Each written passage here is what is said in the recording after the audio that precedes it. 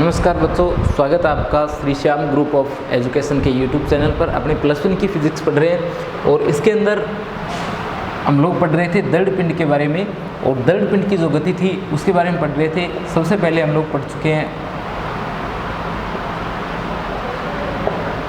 स्थानांतरण गति के बारे में, और उसके बाद हम लोग पढ़ रहे थे घूर्णी गति। ठीक है, तो लास्ट क्लास में अपने जो टॉपिक पढ़ रहे थे वो था हमारा घूर्णी गति के बारे में। स्थानांतरण गति के अंदर तो मैंने आपको बताया था कि कण के जो आपके पास में पिंड है उसका प्रत्येक कण जो है वो एक समान वेग से क्या करता है, गति करता है। यानी स्थानांतरण गति में तो क्या करता है, समान वेग से सभी कण जो है वो क्या करते हैं, पिंड के गति करते हैं।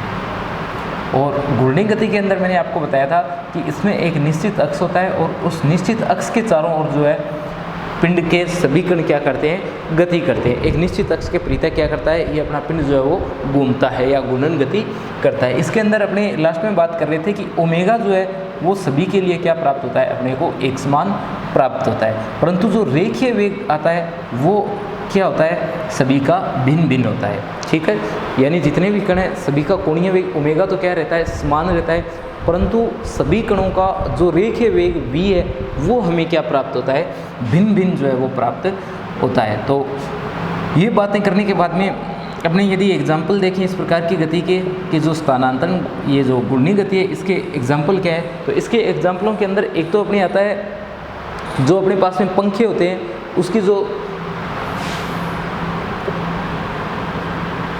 पंखा जो होता है उसकी जो ताड़ियाँ अपने बोलते हैं, ठीक है, या पंखुड़ियाँ जो होती है अपने पास में वो क्या करती है, एक निश्चित अक्ष के चारों ओर घूर्णन गति करती है। या फिर अपने पास में जो गतिपालक चक्र होता है वो उस गतिपालक चक्र के भी अंदर क्या होता है, घूर्णन गति जो है वो उत्पन्न होती है। या आप लोग कोई भी एग्जाम्पल ले सकते हो जिसके अंदर अपने पास में एक निश्चित अक्ष होता है और उसके चारों ओर अपना पिंड क्या करता है, घूर्णन गति करता है। अगला जो अपने पास में गति आती है तीसरी, वो आती है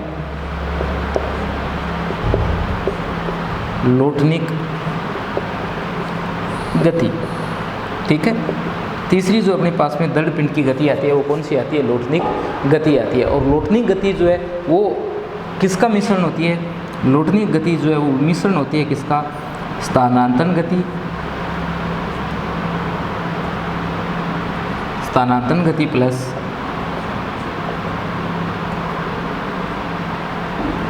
घूर्णन गति का। ठीक है, घूर्णन या घूर्णी गति का। स्थानांतरण गति और घूर्णी गति दोनों मिलकर के अपनी क्या बनाती है, लोटनिक गति बनाती है। ठीक है, यानी इसमें अपना पिंड जो है वो क्या करता है, स्थानांतरण गति करता है, और स्थानांतरण गति के साथ साथ पिंड जो है वो किस प्रकार की गति करता है, घूर्णन या घूर्णी गति अपने जिसे बोलते हैं, घूर्णी गति भी साथ साथ करता है। ठीक है, इसका मतलब ये हुआ कि अपना पिंड जो है वो क्या करेगा, पिंड बिना फिसले, पिंड जो है वो बिना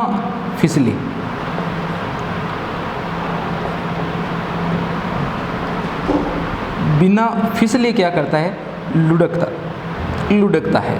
ठीक है, या लौटता है। यानी इसके अंदर क्या होगा, पिंड जो है वो बिना फिसले क्या करेगा, लुढ़केगा। तो इस प्रकार की जो गति होगी अपनी, कौन सी गति होगी, ये गति हमारी जो है वो लोटनिक गति होगी। जैसे मैंने आपको बताया था कि ये अपने पास में एक पिंड है। ठीक है, ये जैसे अपने क्या करे, इस तल से नीचे की ओर जाए, एक तो ये क्या होगा, इस तरीके से सिर्फ स्थानांतरण गति करेगा। ठीक है, सिर्फ कैसी गति करेगा, स्थानांतरण गति करेगा। और ये किस प्रकार से गति करेगा, बिल्कुल यहीं पर रुका हुआ घूमता रहेगा, तो ये कौन सी गति होगी, एक इसकी घूर्णन गति होगी। और एक क्या होगा, ये पिंड जो है इस प्रकार से घूमता जाएगा और आगे पहुंच जाएगा। यानी एक तो ये निश्चित अक्ष के परितः क्या करता जाएगा, घूमेगा, और उसके साथ साथ ये क्या करेगा, स्थानांतरण गति भी करेगा। यानी इस गति के अंदर स्थानांतरण गति और घूर्णन गति दोनों का मिक्स रूप जो है वो पाया जाता है। ठीक है, जो अपने पास में लोटनिक गति होती है उसमें स्थानांतरण गति भी शामिल होती है, उसके साथ साथ बिना फिसले अपना पिंड क्या करता है, लुढ़कता है या घूर्णन गति करता है। तो ये जो अपनी गति कहलाती है, इस गति को अपने जानते हैं लोटनिक गति के नाम से।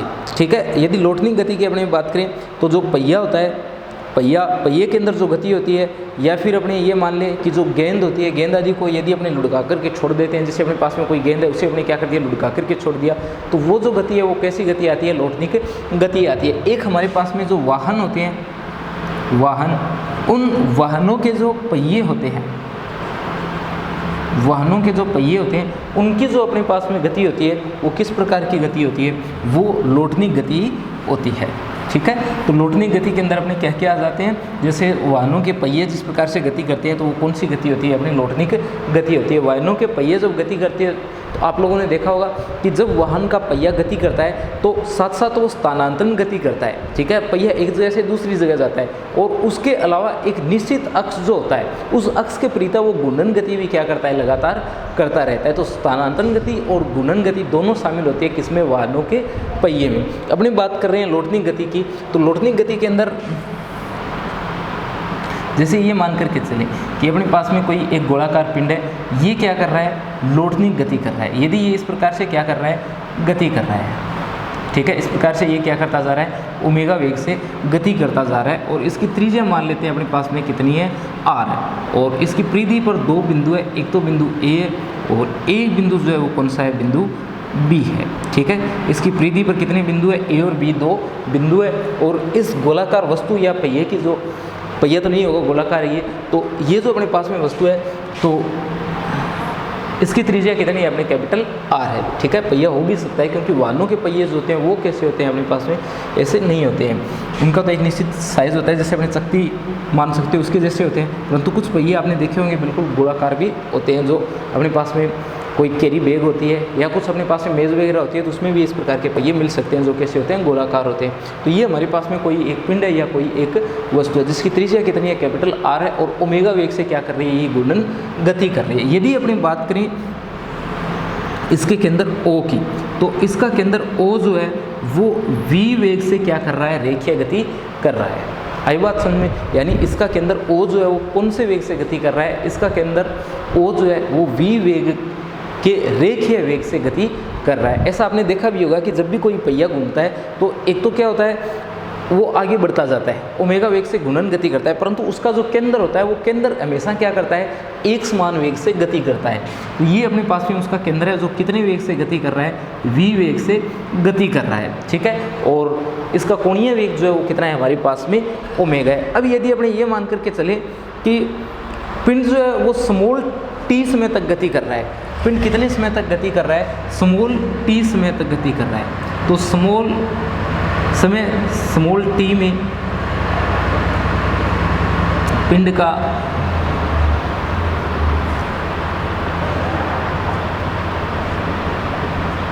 रेखीय विस्थापन कितना आएगा, v इंटू टी आएगा। ठीक है, रेखीय विस्थापन पिंड का कितना आएगा, v इंटू टी आएगा। क्यों आया ये रेखीय विस्थापन v इंटू टी इसलिए है क्योंकि अपने जानते हैं कि अपने पास में जो दूरी होती है, दूरी का सूत्र हम लोग क्या लिखते हैं, दूरी का सूत्र अपने लिखते हैं 4 गुना समय। तो हमारे पास में जो रेखीय विस्थापन है उसका सूत्र भी अपने क्या लिखेंगे, v इंटू टी लिखेंगे। अगर ये एक सीधी रेखा में गति कर रहा है तो अपने क्या लिखेंगे, v इंटू टी लिखेंगे। दूरी बराबर 4 गुना समय जो अपने सूत्र होता है उस हिसाब से अपने क्या लिखा है, यहाँ पर v चाल है और t क्या है, समय है। तो दूरी बराबर 4 गुना समय। अभी विस्थापन है तो अपने क्या लिख दिया, विस्थापन है तो अपने लिख दिया चाल की जगह वेग और समय जो अपनी जगह आएगा, v इंटू टी आएगा। ठीक है, आगे अपनी बात करते हैं कि अपना पिंड जो है वो स्मॉल t समय के अंदर, कितने समय के अंदर, स्मॉल t समय के अंदर स्मॉल n चक्कर पूरा कर लेता है। स्मॉल t समय में कितने चक्कर पूरा कर लेता है, वो स्मॉल n चक्कर जो है वो तय कर लेता है। यदि समय स्मॉल t में n चक्कर क्या करता है, वो n चक्कर पूर्ण करता है। यदि n चक्कर वो पूर्ण करता है तब क्या होगा, तो देखिए एक चक्कर जब ये तय करेगा, ये कितना चक्कर तय करेगा, जब एक चक्कर तय करेगा तो एक चक्कर तय करने में ये कितनी दूरी तय कर जाएगा। ये पॉइंट A जो है फिर से, ये पॉइंट B जो है फिर से पॉइंट B पर ही आए, यानी ये गति करता हुआ B पॉइंट जो है फिर से इसी बिंदु पर आ जाए, तब ये कितनी दूरी तय कर चुका होगा, यानी B पॉइंट है, गति करेगा, घूमेगा और फिर से इसी जगह धरातल को ये जब टच करेगा तो ये कितनी दूरी तय कर लेगा, ये एक चक्कर पूर्ण कर लेगा। एक चक्कर पूर्ण करने का मतलब है ये कितना चल चुका होगा, ये चल चुका होगा 2 पाई r। कितना चल चुका होगा, ये 2 पाई r चल चुका होगा। और कितने चक्कर लगा रहा है ये अपने को बोल रहा है स्मॉल n चक्कर लगा रहा है। कितने चक्कर लगा रहा है, स्मॉल n चक्कर लगा रहा है। तो स्मॉल t समय में स्मॉल n चक्कर लगाने के कारण ये कितना विस्थापन या दूरी तय करेगा, तो 2πr × n दूरी जो है वो ये तय करेगा। तो दोनों ही अपने पास में दूरी के फॉर्मूले, एक तो कौन आ गया 2πrn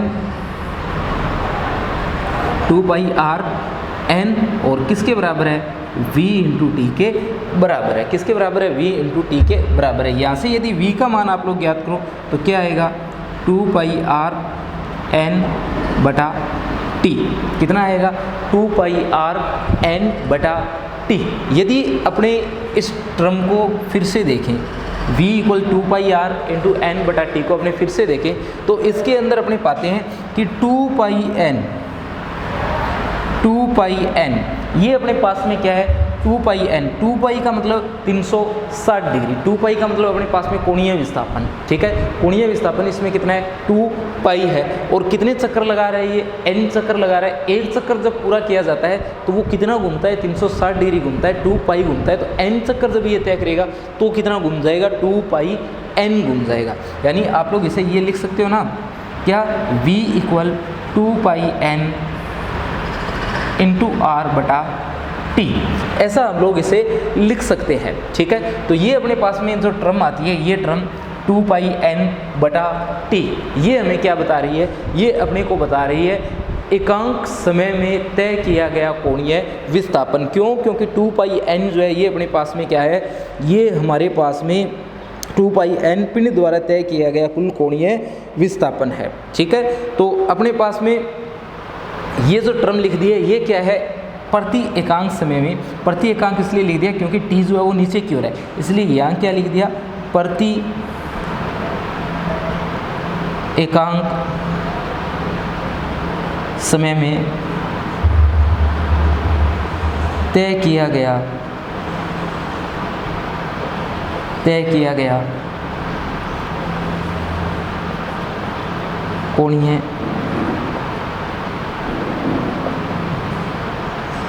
विस्थापन, ठीक है।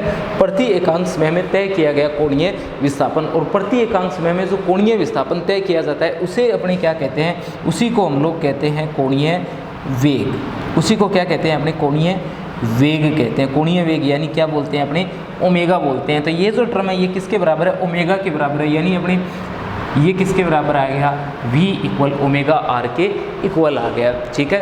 और ओमेगा = v/r जो फॉर्मूला होता है उसी के बराबर मान जो आप लोगों को प्राप्त हो जाता है। तो यहाँ से आप लोगों ने क्या देखा, ये जो फॉर्मूला है v = ω/r, ये आपको बता रहा है कि अपने पास में जो लौटनी गति है वो किसका मिश्रण है। तो हमारे पास में जो लौटनी गति है वो स्थानांतरण गति तथा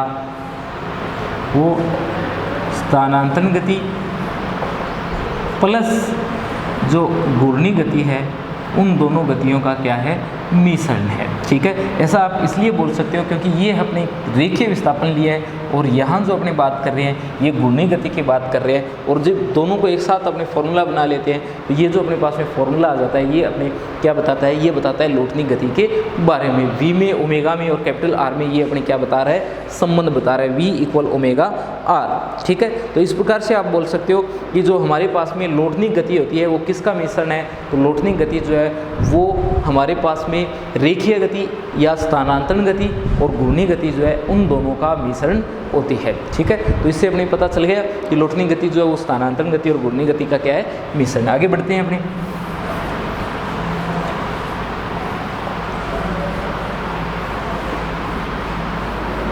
अब अपने शुरू करते हैं नया टॉपिक, द्रव्यमान केंद्र।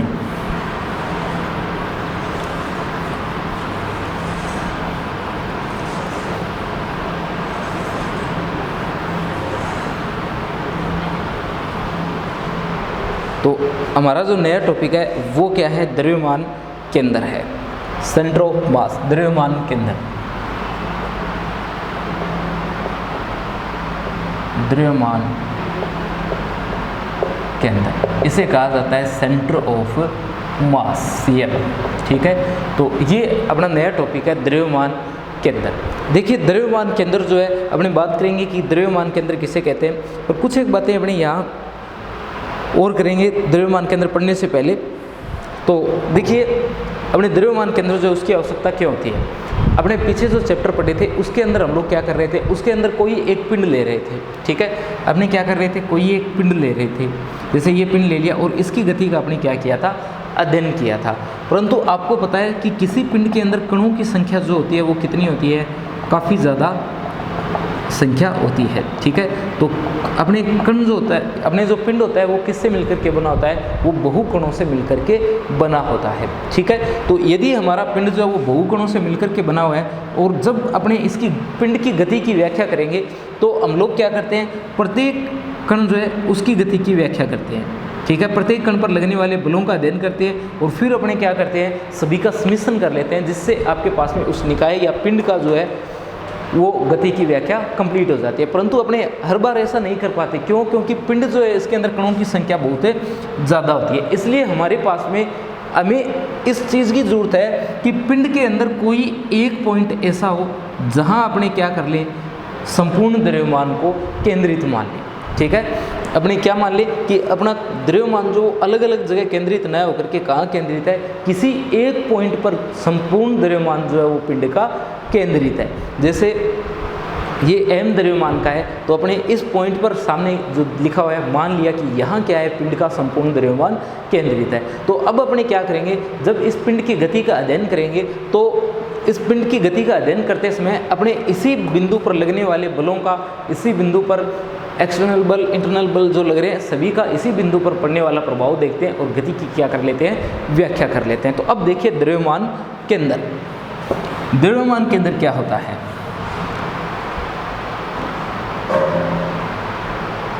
तो देखिए किसी पिंड या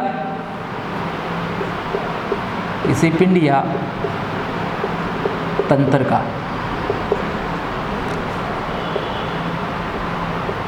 द्रव्यमान केंद्र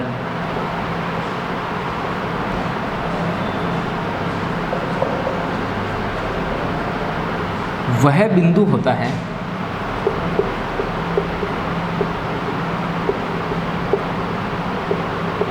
जहां उसकी गति की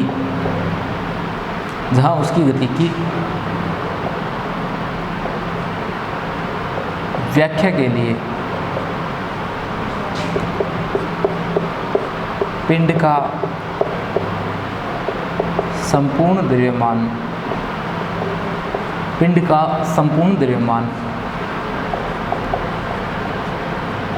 केंद्रित मान लेते हैं, ठीक है। तो अपने पास में द्रव्यमान केंद्र क्या होता है, द्रव्यमान केंद्र वह बिंदु होता है जहां पिंड की गति के लिए या पिंड की गति की व्याख्या के लिए पिंड का संपूर्ण द्रव्यमान जो है अपने क्या कर लेते हैं, उस बिंदु पर केंद्रित मान लेते हैं। जैसे पिंड जो है उसका संपूर्ण द्रव्यमान जो है वो कहाँ स्थित हो, उस बिंदु पर स्थित हो। पिंड का जो संपूर्ण द्रव्यमान है, पिंड का संपूर्ण द्रव्यमान कहाँ केंद्रित हो, उस बिंदु पर केंद्रित हो जहाँ अपने उसकी गति की व्याख्या करने वाले हैं। तो वो जो अपना बिंदु होगा वो क्या कहलाएगा, द्रव्यमान केंद्र कहलाएगा। और अपनी सुविधा की दृष्टि से अपने ये मान लेते हैं कि जो पिंड जो है उसके अंदर जो विभिन्न कण हैं, उन विभिन्न कणों के द्रव्यमान और उनके स्थिति सदिशों के गुणनफल का योग क्या प्राप्त हो, अपने को शून्य प्राप्त हो। यानी वह बिंदु जिसके सापेक्ष आप लोग क्या बोल सकते हो, वह बिंदु जिसके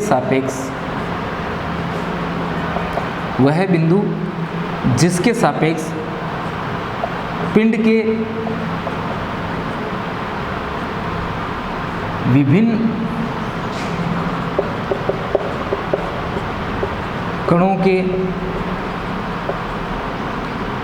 द्रव्यमान तथा पिंड के विभिन्न कणों के द्रव्यमान तथा उनके स्थिति सदिशों का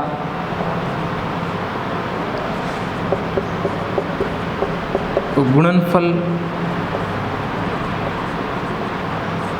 शून्य हो, जिसके सापेक्ष क्या हो, पिंड के विभिन्न कणों के द्रव्यमान तथा उनके स्थिति सदिशों के गुणनफल जो है, उन गुणनफलों का टोटल योग जो है वो किसके बराबर प्राप्त हो आपको, गुणनफलों उनके स्थिति सदिशों के गुणनफलों का योग, स्थिति सदिशों के गुणनफलों का योग, गुणनफलों का योग शून्य हो। ठीक है, अपने जब डायग्राम की सहायता से इसे बताऊंगा तब आपके ये समझ में आ जाएगा। अभी मैं आपको बताता हूँ कि ये जो परिभाषा है, इसकी परिभाषा में अपने क्या लिखा है।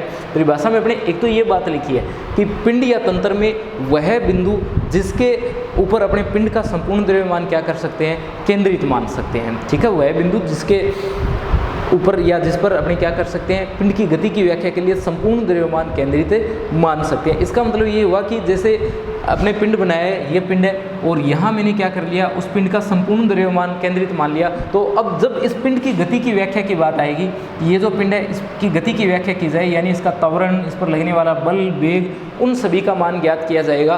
तो वो अपने किसका ज्ञात कर लेंगे, इस बिंदु जो अपने है इसका ज्ञात कर लेंगे और वही क्या मानेंगे, वही संपूर्ण पिंड का मानते हैं। दूसरी जो परिभाषा लिखी गई है, इसके अंदर अपने क्या लिखा है, इसके अंदर लिखा है कि द्रव्यमान के अंदर जो है वो वह बिंदु होता है, द्रव्यमान के अंदर जो है वो वह बिंदु होता है जिसके सापेक्ष पिंड के विभिन्न कणों के द्रव्यमान, यानी उस बिंदु के सापेक्ष आपको क्या करना है, जो पिंड है उसके जो कण है उनके द्रव्यमान को देखना है और उस बिंदु के सापेक्ष ही आपको क्या देखने है, उन कणों के स्थिति सदिशों को देखना है और उन दोनों का क्या कर लेना है, आपको मल्टीप्लाई कर लेना है और उनका योग आपका जो है वो कितना आना चाहिए, 0 आना चाहिए।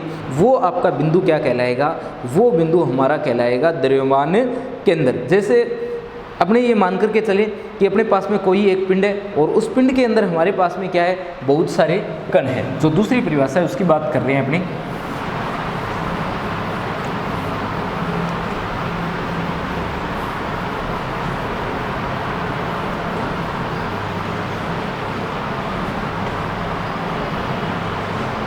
जो दूसरी परिभाषा लिखे उसके लिए अपने मान लेते हैं कि ये हमारे पास में क्या है, एक बहुत बड़ा पिंड है और इसके अंदर कोई एक पॉइंट C है।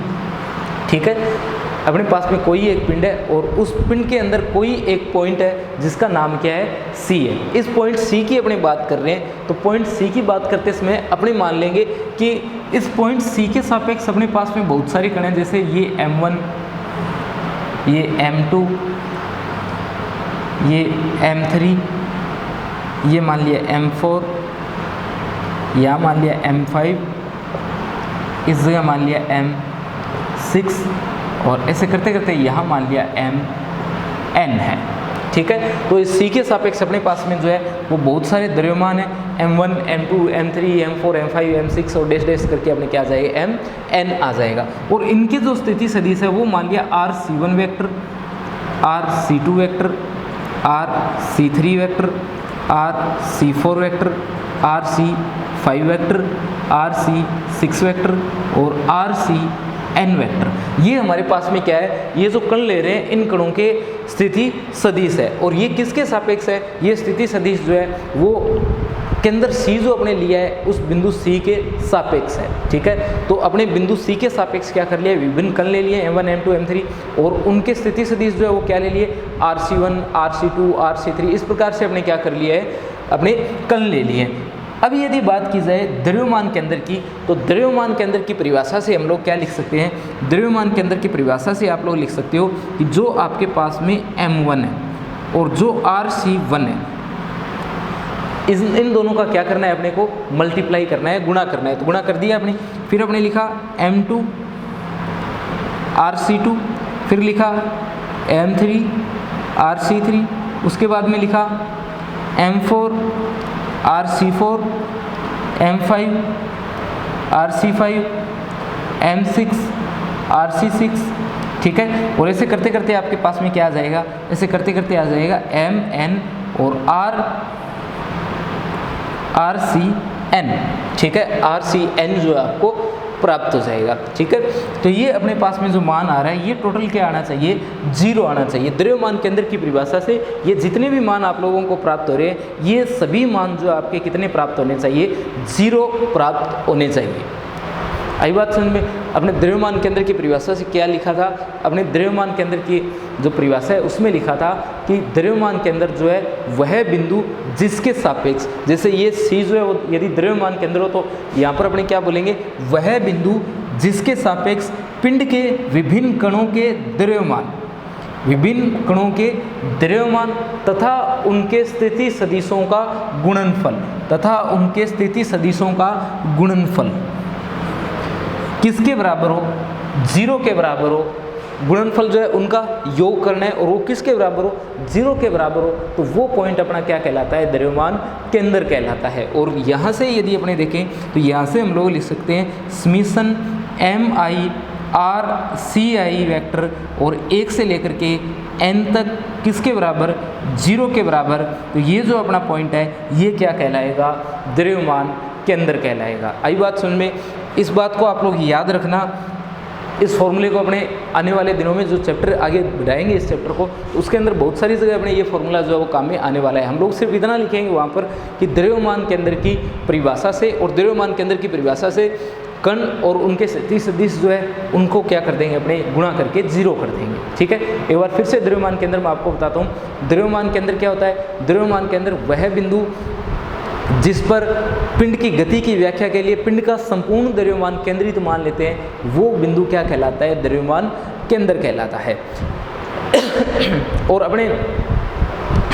अपने जो है आगे इसकी जब फिर से परिभाषा देखते हैं जिससे अपने गणितीय गणना कर सकें, तो उस परिभाषा के अंदर अपने क्या लिखते हैं, वह बिंदु जिसके सापेक्ष पिंड के विभिन्न कणों तथा उनके स्थिति, विभिन्न कणों के द्रव्यमान तथा उनके स्थिति सदिशों के गुणनफलों का योग जो है 0 के बराबर हो, क्या कहलाता है, द्रव्यमान केंद्र कहलाता है। आपको m लिखना है, स्थिति सदिश r लिखना है, दोनों को गुणा करना है, किसके बराबर आ जाएगा, 0 के बराबर आ जाएगा। जो भी इस कंडीशन को फॉलो करेगा वो पॉइंट अपना क्या होगा, वो पॉइंट जो है पिंड का द्रव्यमान केंद्र होगा। ठीक है, आगे बढ़ते हैं अपने, और इसके अंदर देखते हैं कि द्विकण तंत्र जो होता है उसका द्रव्यमान केंद्र हम लोग किस प्रकार से ज्ञात कर सकते हैं। तो अपना टॉपिक है द्विकण तंत्र जो है उसका द्रव्यमान केंद्र।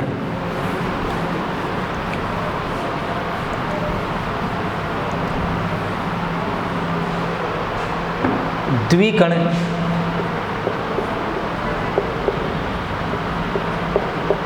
तंत्र का द्रव्यमान